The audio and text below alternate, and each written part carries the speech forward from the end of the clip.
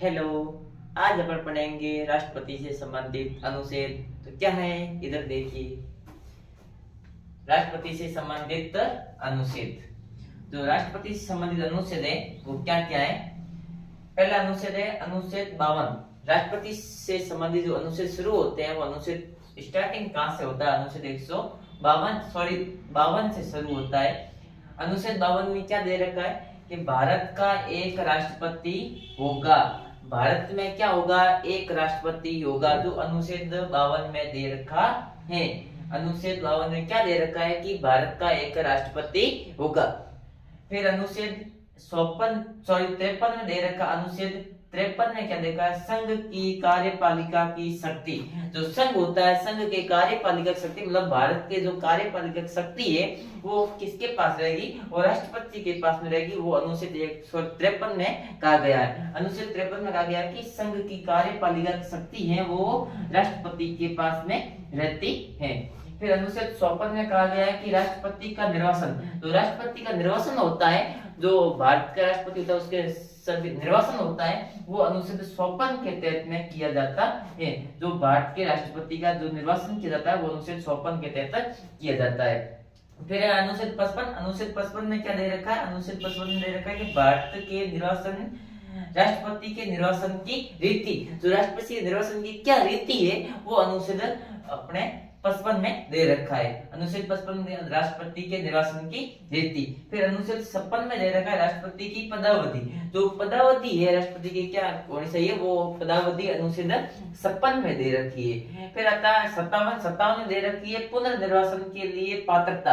अगर पुनर्निर्वाचन मतलब दोबारा राष्ट्रपति का निर्वाचन किया जाता है तो वो क्या क्या पात्रता की जाती है, क्या क्या है, तो वो अनुच्छेद 57 में दे रखा है। फिर आता है अनुच्छेद 58 राष्ट्रपति निर्वाचन होने के लिए योग्यताएं। राष्ट्रपति के पास में क्या क्या योग्यताएं होनी चाहिए निर्वाचन होने के लिए, भारत में राष्ट्रपति बनने के लिए उनके पास क्या क्या योग्यताएं होनी चाहिए वो अनुच्छेद में दे रखी है, अनुच्छेद 58 में दे रखी है। फिर आता है अनुच्छेद 59 में क्या दे रखा है, अनुच्छेद 59 राष्ट्रपति के पद के लिए शर्तें। राष्ट्रपति का जो पद है उसके लिए क्या शर्त होनी चाहिए, क्या शर्तें दे रखी है वो अनुच्छेद 59 में दे रखी है।